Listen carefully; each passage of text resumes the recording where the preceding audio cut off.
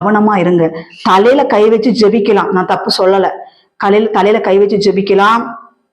அதே மாதிரி சரீரத்துல எந்த அவயங்களில் பலவீனங்கள் இருந்தாலும் அவயங்களை தொடரவும் கையை முறிச்சிருங்க, முறிச்சு விட்டுருங்க. அவன் கை இருக்கக்கூடாது.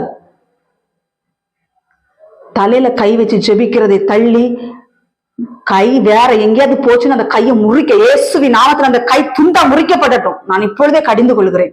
ஏனென்றால் இது அருவருப்பான காரியம் கர்த்தருடைய பிள்ளைகளே, அருவருப்பான காரியம் இது. ஏசப்பாக்கு பிடிக்காத காரியம் இது. புரியுதா? அதனால இப்படிப்பட்ட ஆவிகளுக்கு எச்சரிக்கையா இருங்கள், எச்சரிக்கையா இருங்கள். தலையில கை வச்சு ஒருத்தன் தள்ளி விடுறான்னா அவன்கிட்ட அந்நிய ஆவிகள் கிரியை செய்கிறதுன்னு அர்த்தம். சொல்லியிருக்குல்ல வசனம், கடைசி நாட்களில் கிறிஸ்துவை போல ஊழியக்காரர்கள் வருவார்கள், வேஷத்தை தரித்து கொண்டு வருவார்கள், அவர்களுக்கெல்லாம் நாம் கவனமா இருக்க வேண்டும் என்று இயேசப்பா நமக்கு எச்சரிப்பு சொல்லியிருக்கிறார்கள் இல்லையா? அதனால கவனமா இருங்க, பிசாசுக்கு எதிர்த்து நில்லுங்கள் என்று வேதவசனம் சொல்லு.